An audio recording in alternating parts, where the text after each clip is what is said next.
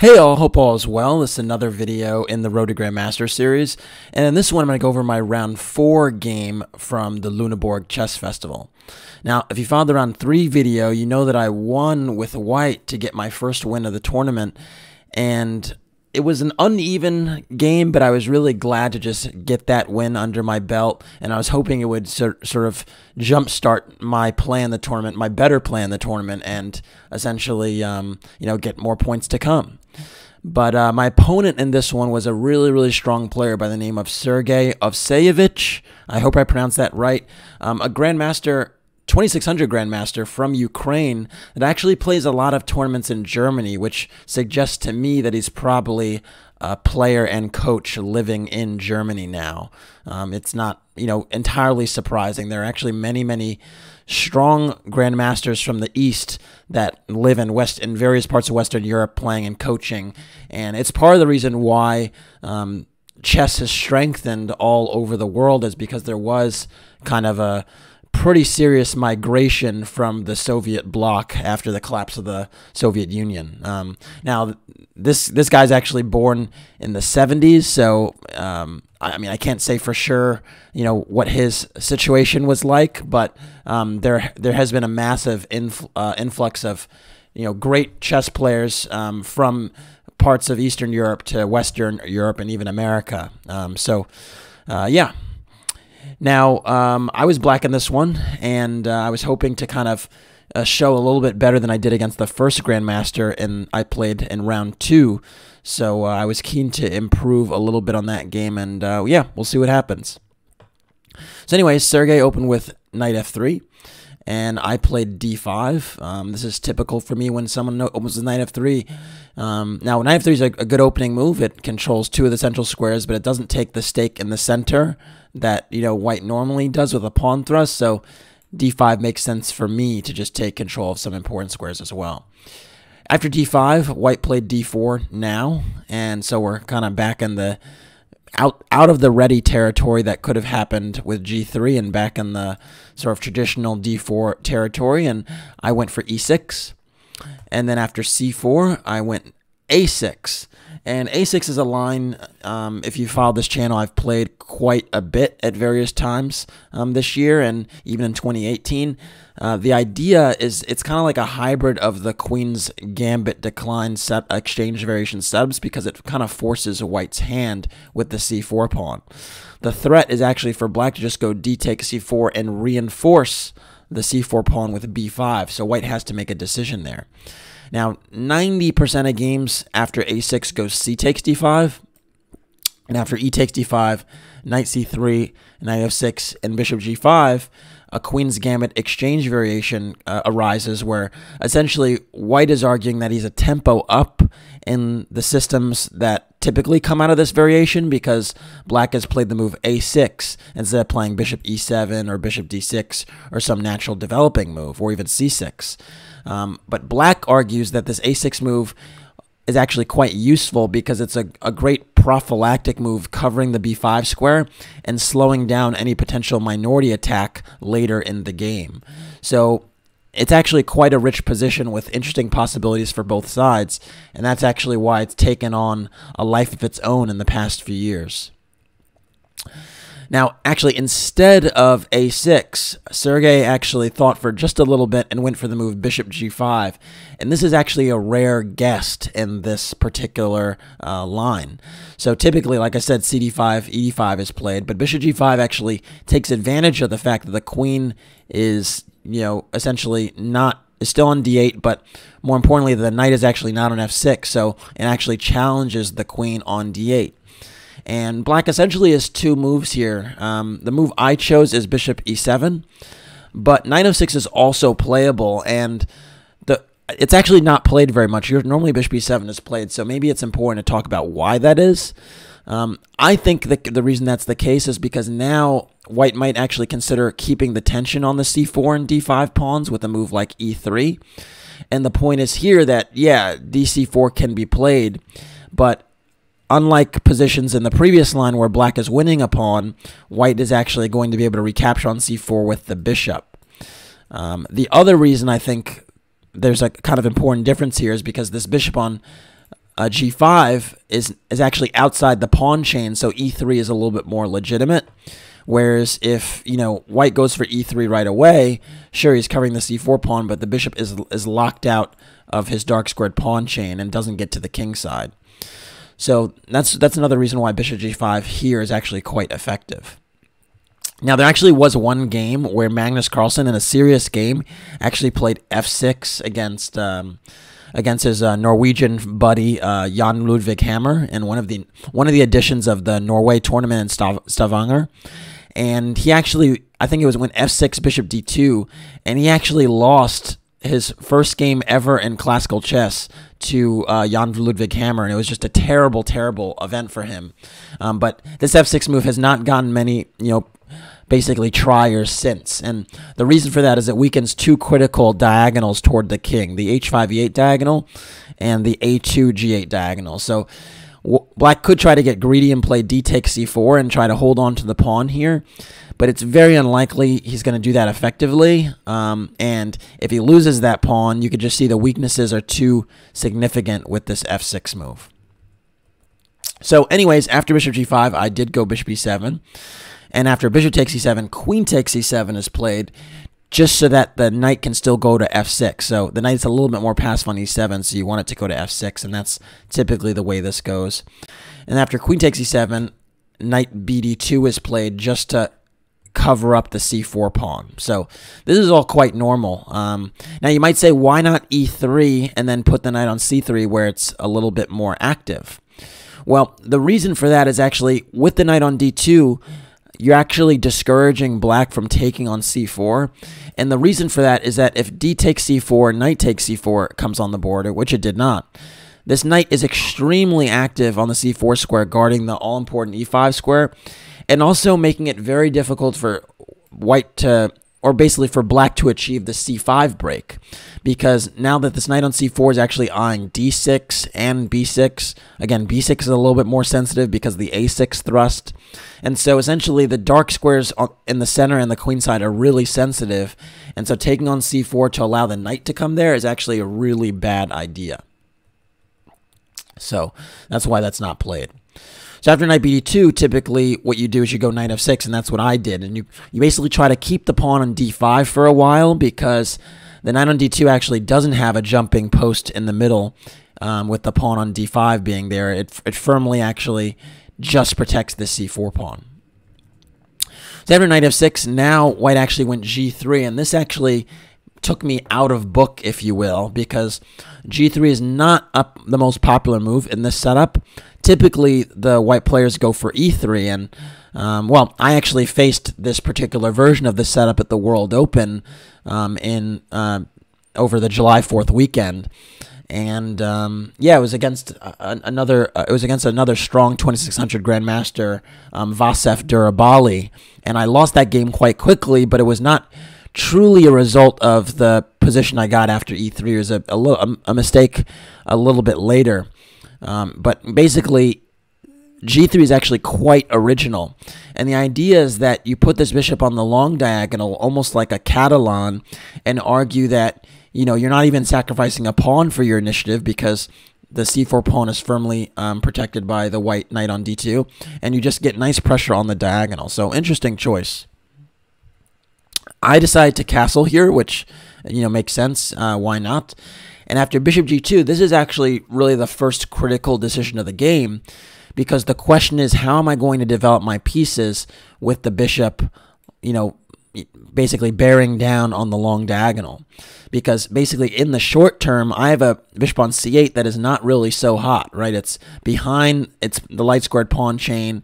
And really, if I do nothing for a few moves, white can very quickly play castles, queen c2, rook c1, maybe even prepare e4, and I just get run over on the board. In fact, it would remind me of something of a bogo gone wrong, because the bishop would be stuck on c8. I will have played this a6 move that didn't have much of a bearing in the position.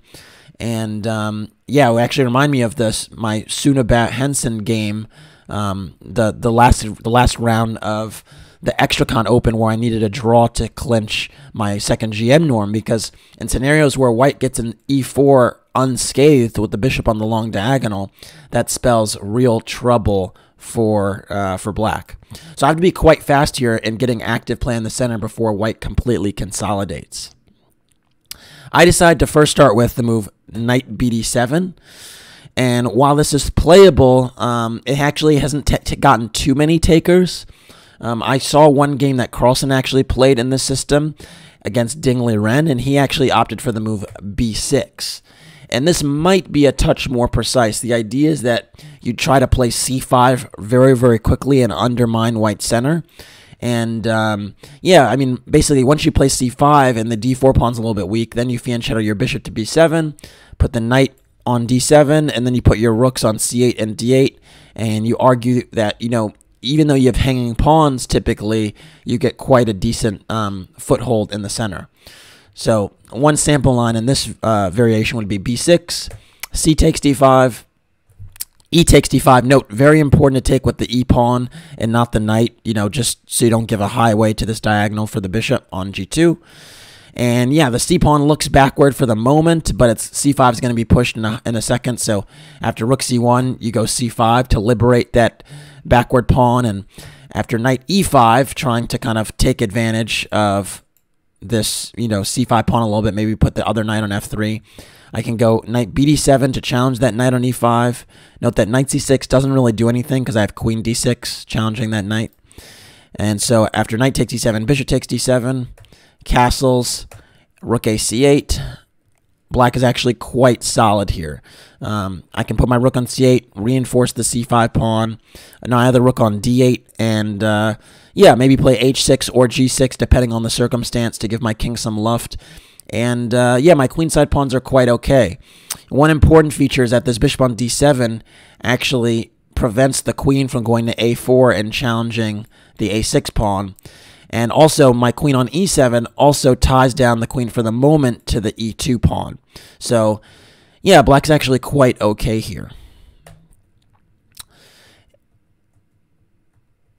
Instead, like I said, I played knight bd7, and this changes the nature of the position just a touch because I may not be able to get in c5 now, given the fact that I didn't play b6 right away. And so, or at least I can get in c5, but I'd have to recapture with a piece instead of a pawn, which does give me an isolated pawn on d5. As after knight bd7, castles is actually played, and now I went for c5 without b6. And so I actually could have gone back to the line that I just showed with b6 here, and there actually might have been some benefits here because of cd5, ed5, and rook c1 now. After c5, white didn't put this knight on e5 and force me to trade an important defender of the c5 square, of the c5 pawn.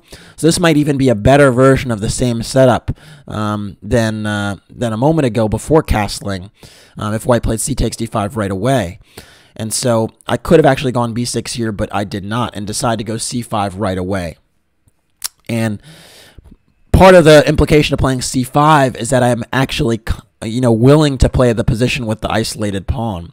Because after c5, c takes d5 was played. And again, e takes d5 is pretty much a must. If I go knight takes d5, then knight c4 is extremely problematic in my estimation, with the knight, you know, patrolling the b6 square potentially, and also the d6 square and e5 square. So I thought that e takes d5 is a must to keep the knight out of that potential c4 square. And after e d5, now d takes e5 was played, and I have this isolated pawn on d5. So, yeah, when you have an isolated pawn, you want to play as actively as possible with your pieces to kind of play around your structural weakness, because if the game kind of steers, you know, towards an endgame, it's going to be more difficult to hold that pawn together if you don't have counterplay on other parts of the board. So typically when white is playing against an isolated pawn, or whenever the side is playing against an isolated pawn, that side actually is quite comfortable trading pieces because they have the long-term structural advantages. And it actually makes sense because if you've heard me talk about this on the channel before, I always say that the side that has more space typically does not want to trade minor pieces. And as a consequence of having the isolated pawn on d5, I'm actually in a position where I actually have more space than white in the center. Essentially, this d5 pawn is really the only pawn that's firmly in the center of the board, kind of controlling the proceedings for now, whereas white's pawn is on e2, just hanging back a little bit more. And so I really need to play quite actively, and white, on the other hand, is happy to trade pieces and make use of this wonderful outpost on d4. So white should be a little bit better, but with precise play, I believe that black is actually fine here, because e2 is a bit of a target, and I don't have any obvious weaknesses besides the isolated pawn, so it shouldn't be so bad. So I thought, I'm a little bit worse, but nothing too serious. After knight takes c5, though, white actually played knight b3, and this is actually a good move and puts the first question to my setup, and that is, what am I doing with this knight on c5? Am I comfortable with the exchange of knights on c5? Do I want to put it on e4 and deny the exchanges? Or do I want to keep the tension? And this is already a tough decision to make, because obviously I want to play actively with the isolated pawn. But if I just move the knight away from e4, this knight got a really good important tempo with knight b3 if I don't deal with it. And again, it's eyeing these dark squares that may, accentuate my weaknesses on that side of the board. So essentially, I decided to go knight takes b3. But there were other options here. One other critical option was actually the move b6, believe it or not. And remarkably, the point with b6 is that I actually cover some of the dark squares on the queen side with this pawn move. And if knight takes b3, or excuse me, if knight takes d5 is still played, well, now I take with the b pawn, and I actually control the square in front of my isolated pawn, and you can see now they're hanging pawns instead of truly isolated pawns. And black has an excellent foothold here in the center. Obviously, these pawns now are well supported, and I can entertain playing against the b pawn on b2 by playing a5, a4, maybe rook b8, and black actually would have no problems here. So b6 is actually quite a serious alternative, and white really would not take on c5 probably. It'd probably go rook c1 instead, just building up pressure on the c5 knight and trying to play around it. But the point is that I'm keeping the tension as well, and I'll go bishop d7, let's say knight bd4, and rook e8, and basically play with my knight on c5 as an anchor. And then the nice thing about this knight on c5 is that in a moment, after a move like e3, I actually go a5 and permanently anchor this knight on the c5 square, which really limits white's counterplay on the c-file. So this is actually a quite decent alternative that, makes a lot of sense. Now, one thing you might be asking is, why didn't white go b4 before allowing this a5 move? Well, the reason for that is if you go b4, let's say knight b2, rook e8, and let's say b4 here instead of e3, well, you do chase the knight away from the c5 square, but actually you're weakening important squares on the c-file. So, for instance, now I can make a move like, let's say knight c e4, and already the c3 square is a little bit sensitive. Essentially, the b4 pawn is already a target, and also the c4 square is sensitive. So the issue here is that those weaknesses on the c-file actually make black's life and counterplay easier to generate, because a rook can come to the c-file and then maybe even park itself on the c4 square. So for instance, let's say a3 is played. Now a move like rook a c8 is actually quite effective, essentially trying to get to c4, c3. And honestly, even a move like knight d6 is also playable, trying to get that knight to c4, where it would actually target a3 and the entire queen side. So actually, b4 is actually a move white really does not want to play if he can avoid it. And that's actually quite a significant detail that makes this whole idea with knight c5 and b6 possible. Instead, I played knight takes b3, and now I thought, this maybe is quite decent for me, because queen takes b3 is not really a great move because the e2 pawn is hanging, so white's pretty much obliged to take with the a pawn. and I thought that these double pawns would be less flexible for white on the queen side, and it would give me counterplay against them, because now I thought it was a little bit weaker than the moment before. But in actual reality, these double pawns are actually not a huge problem, and it also sometimes gives white's rook on A1 counterplay on the A file. So in hindsight, maybe it's not the best setup for me, although nothing too serious has gone wrong. I think the biggest factor here is not actually white's mangled pawn structure on the queen side, but the fact that he was actually able to trade an important minor piece and get closer to one of these endgames that we were talking about that's more favorable for white. So anyways, after this exchange, I played bishop f5, trying to get my last piece into the game and connect my rooks. And it was quite clear that I need to move this bishop off the c8 square, but I was not entirely sure where to put it. And it turns out bishop f5 is actually conceptually a mistake, even though to my eyes it seemed like a pretty natural move. A better alternative would have actually been to put it on d7, and part of the reason for that is from d7 it actually eyes both the b5 square and the queen side, as well as the king side, and in certain variations it can support a rook that comes to c8. So if you imagine the knight coming to d4 as it eventually did, from d7 the bishop actually controls all of the squares in front of that knight, and that's another reason why on d7 it's actually quite effective. Instead, I thought that putting on a bishop on f5 made a lot of sense because it's the longest diagonal. It's the longest diagonal I could play on.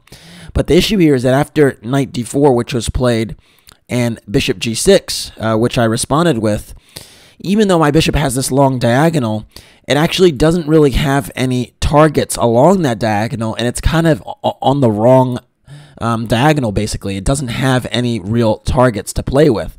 I thought that maybe the c2 square would be an asset for me, but if you think about it, this knight on d4 can never be dislodged by any of my pieces, except perhaps my black knight.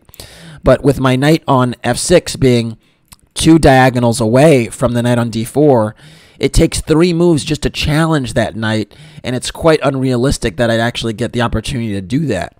So really, if the knight's going to sit on d4, I need to be able to control it if I can't, exchange it, and that's why bishop on g6 is actually not so great. Now, you might ask, why didn't I go bishop e4 in this position, trying to trade these bishops? Well, I thought white has 2 attractive options. One is actually just to go f3 and kick the bishop away like this. And you might say, well, isn't the e-pawn a little bit backward? Well, I guess you could say that, but it's actually quite solid because the knight's protecting it, and now my bishop on g6 and my knight on e4 don't have access to that square. So white could just go queen d2, rook c1, and this is actually quite similar to the game where he covers his squares on the e file and then just takes the c file and limits my counterplay. So that's why I didn't go bishop e4. Anyways, after bishop g6, queen d2 was played, and you could see basically now he's just trying to get to the c file, double those rooks, and kind of keep up the slight edge that he has. And in this position, I actually went queen d7, basically acknowledging that this knight on d4 is very strong and trying to use my queen to control the knight's squares going forward. But this is just too slow, especially when I'm allowing the white rook to come to c1 pretty much unscathed. The other thing here is that my queen is actually quite decent on the dark squares, so it was actually much better on e7 because with the absence of my dark square bishop, my queen was controlling really important squares in the center and on the queen side. So not really great that my queen is now doing the job that my light squared bishop should be doing. Now, the reason I did think queen d7 was important is because I was concerned that if I put the rook on c8, that white would have this very, very nice looking move, bishop h3 at some point. And the point is that with the bishop on h3, my rook on c8 actually can't stay there, and it makes it really difficult for me to control the c file, because if I go rook c7, now after rook c1, I can't actually double because the c8 square is actually covered. So this was the type of scenario I was really concerned about, where white not only is the positional trump in the center, but also now dominates the c-file. So that's why I went queen d7. Now, instead of queen d7, a move like knight e4 also could be a possibility, trying to shift the knight over to c5 and maybe get some more coverage on the dark squares. But just to illustrate, again, that white's coverage on the dark squares are so good, he can even play the move bishop takes e4, which would be quite controversial, I think, quite a radical decision. But the point is, after d takes e4 and e3, even though it appears that, the light squares on the king side are quite sensitive now, and, maybe this bishop can even park itself on f3 on a really good day, the issue is that white's knight controls the f3 square pretty importantly. It also potentially can go to f5 at some point. And you can also see that the rooks now coming to c1 or d1 can sort of file in and really quite aggressively take advantage of the queen side. So essentially, even this particular position would be better for white. And I think that kind of just accentuates, what my problem really is headed toward the endgame. So anyways, after queen d7, white actually went queen f4, and this is a good move. Again, you can see, look at this queen now controlling important dark squares, and some lines now revving up for rook c1 and rook c7. Just an excellent move. After queen f4, I went rook a c8, just playing, to take the c file. And now rook a c1 was also played, just, essentially contesting it. And now I went h5, trying to essentially keep the tension on the c-file and maybe entertain some counterplay on the king side. This is an interesting move, but maybe not the most critical. An argument could have been made again for setting up my pawns a little bit more effectively on the dark squares on the queen side. So a move like b6 and a5 to set up that type of structure could have also been quite legitimate, and trying to play for that rook c5 idea again, where I anchor my piece on a dark square and make it a little bit more challenging for white to take on that square. But I went h5, and after h5, white now went f3, which I think shows remarkable positional understanding, and probably the move that kind of shows that this guy's a 2600 GM. Because essentially, this is a move that I don't think many players would play unless they had to, but it's extremely strong. The reason it's so good is because it's just an effective waiting move that takes control of the e4 square, not allowing my pieces access to that post. And additionally, in endgames, it introduces ideas of the king entering the game quite seamlessly via f2 and e3. So it's actually just a very, very good multi-purpose move that I really can't take advantage of in terms of the e-pawn being backward, because, again, the dark square coverage that I have is quite poor in the position, especially with my queen on d7 as opposed to e7. So, yeah, just a really, really smart move, f3. I now went b6, trying to actually get off this like rook c5 kind of anchored idea playing on the dark squares now, because I realized white is actually strategically dominant in the center and on the king side. So I really want to try and get some counterplay on the queen side. And really, in a dream scenario, I would be liquidating the queen side pawns entirely. I think that would be my best chance to draw. But it's easier said than done. After b6, white went rook takes c8. And after rook takes c8, went rook c1. And I think this is, again, very, very great judgment, because now that my bishop is, cut out of the game pretty much, it has no target on this diagonal.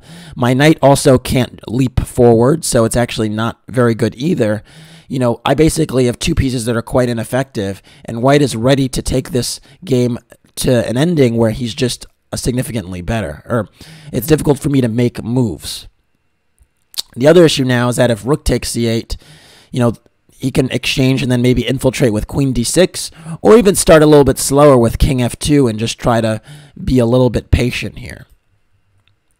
After rook c1, I actually took on c1, and this is a mistake. I don't know why I did this, particularly when my last move was b6, before the exchange of rooks, my last move was b6 to try and play rook c5, because this would have been a much, much better choice if I just followed through with my plan. I think the reason I did not play rook c5 is I was worried about b4 here, but this actually helps me because after rook takes c1, queen takes c1, now the b pawn for just a moment is a target, and I can try to get some counterplay with a move like knight e8, entertaining the knight shifting over to the queen side with knight d6 and knight c4, and sometimes queen a4 as an option. And this type of position actually gives me really, really decent drawing chances, because all of a sudden my knight that was doing nothing on f6 is actually doing something on d6. So much, much, much better choice for black to play this way. Although I would say even in this position, white does have a slightly easier position to play just because of his coverage on the dark squares. But now I think black would have excellent drawing chances. But instead, I didn't go rook c5. I captured right away. And after queen takes c5, now I went queen e7 back, trying to reclaim some of the dark squares in the position that my queen once held. But yeah, again, this is not the best move, because white's response is actually kind of obligatory and not so difficult to find. Instead, the move h4 would have been a lot more effective and start to begin some type of trading operations on the king side, which would have been helpful for me. I mean, I do need to, my goal ultimately would be to liquidate all the pawns on the queen side, but trading one of the pawns around white's king could have also been quite helpful for me, and it also would have prevented me from having an h-pawn that might be fixed on a light square.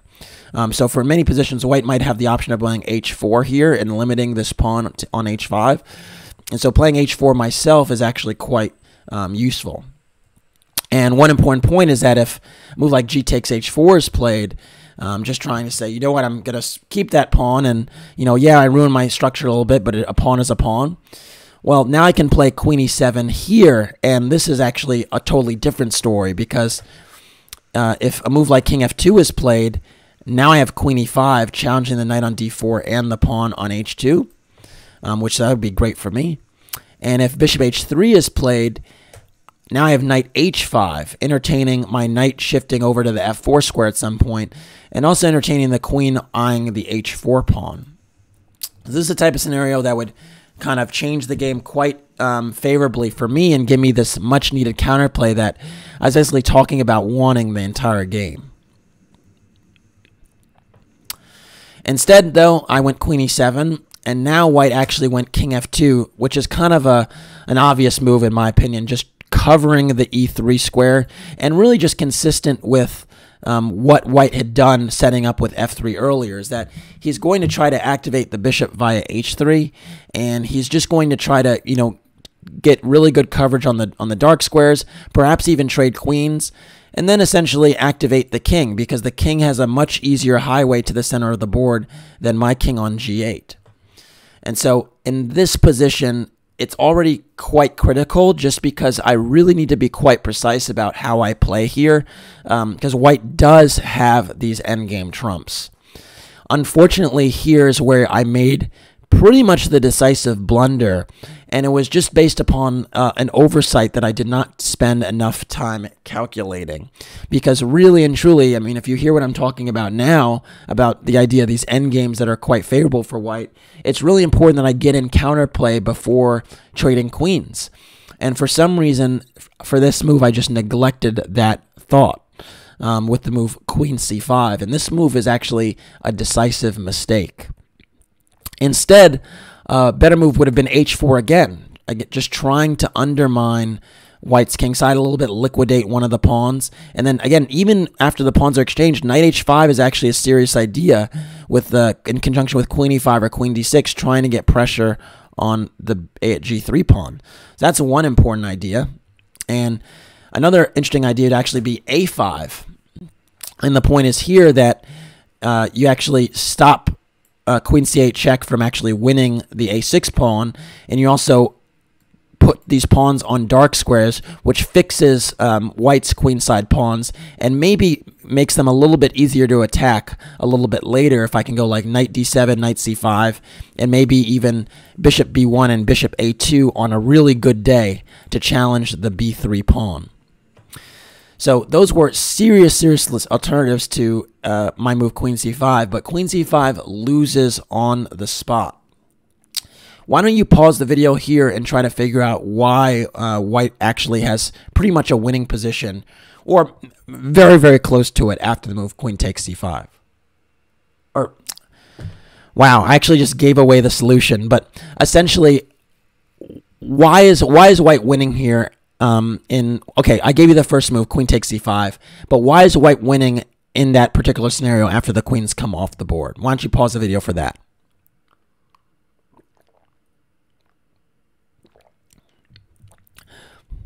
All right, hopefully you got a chance to work out some of the details in those positions.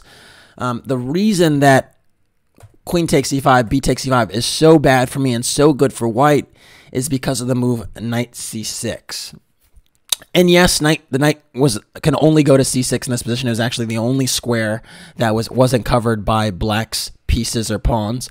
But the point is here that my queenside pawns already are extremely sensitive, and the king is ready to enter through the center. So my pawns are just dropping. And basically, there are two serious threats. One is b4, and one is actually knight b8. And it's basically difficult to cover both of these. So basically, if I do nothing here, let's say I play a move like king f8, now b4 is a huge problem. If I push c4, then knight b4, and the a6 pawn drops, and again, this king just waltzes in through the dark squares, so that's pretty easy to convert. And if after king f8, after b4, if I go c takes b4, after knight takes b4, and a5, I hold on to my pawn for just a moment, but now the knight comes back to c6, attacks it again, and I can go a4, and even here, I have not lost material yet. But the issue is that this a4 pawn is a target and d5 is a target. And quite remarkably, after king e3, the king just walks in and collects the a pawn. I mean, my knight and bishop have no say in the matter because the central square e4 is taken from both pieces. And if my king tries to activate with king e8, remarkably, the move bishop h3 cuts off my king from walking anywhere toward the queen side. So it's just a total disaster where basically all of white's pieces are at maximum utility, and my pieces are just there's just a sorry state of reality in my setup where I can't even get any counterplay here. And I was just like, my God, it could not even be worse here. So that's why it's just lost. After the move knight c6, I recognized that the king can actually walk in via e3, and so I tried d4, trying to keep the king locked out for the moment and also giving my knight a potential square to jump into the center. But now b4 is played, and we could see here that now d4 is going to become a target because I've pushed that pawn, so my center is just unraveling. I played b takes c5, c takes b4. Again, if I go c4, knight takes d4 is happening. If I do nothing, bc5 is happening, so it's just a problem for me.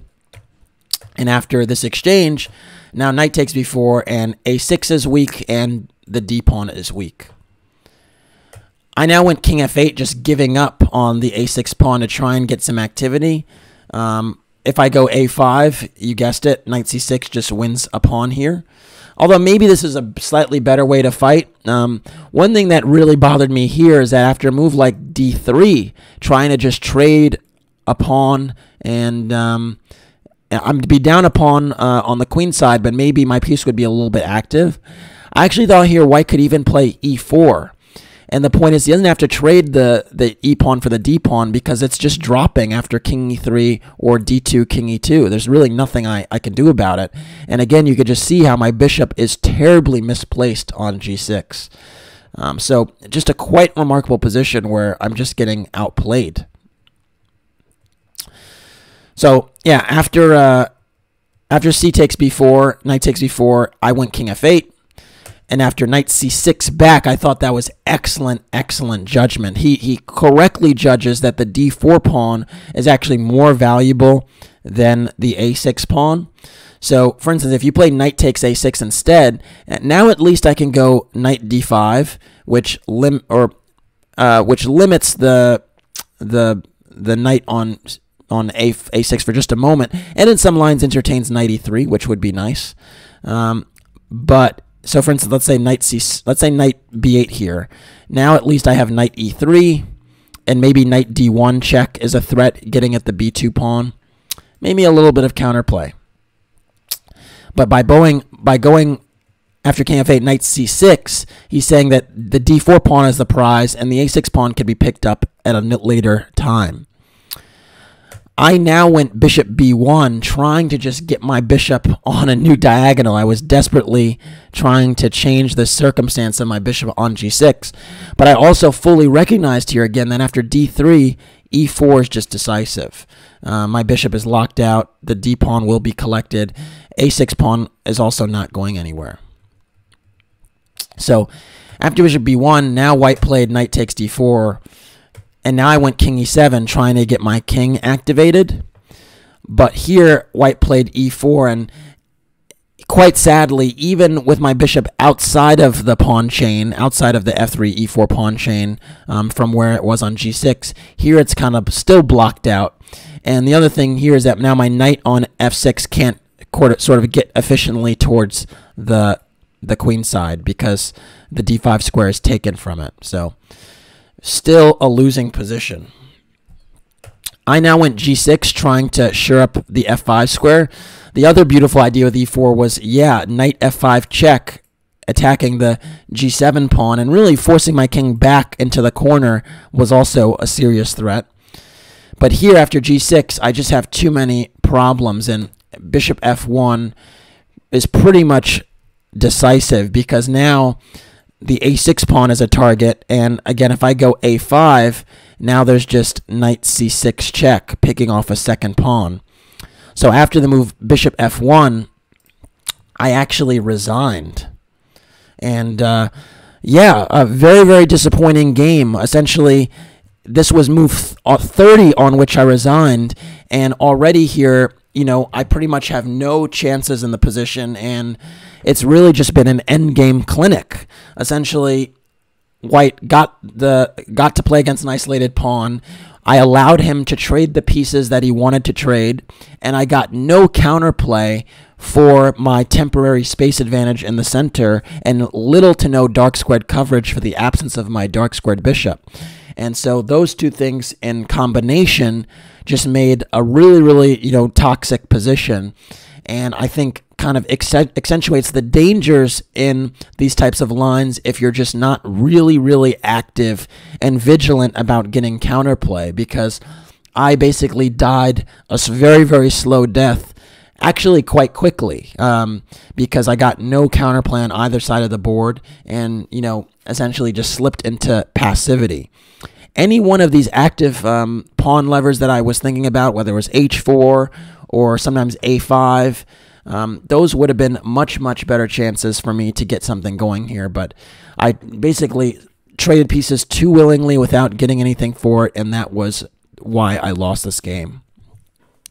All right, thanks for watching this one. I'm hoping you got some important lessons out of it. I know I certainly did. If you like what you saw, please consider liking and or subscribing to the channel.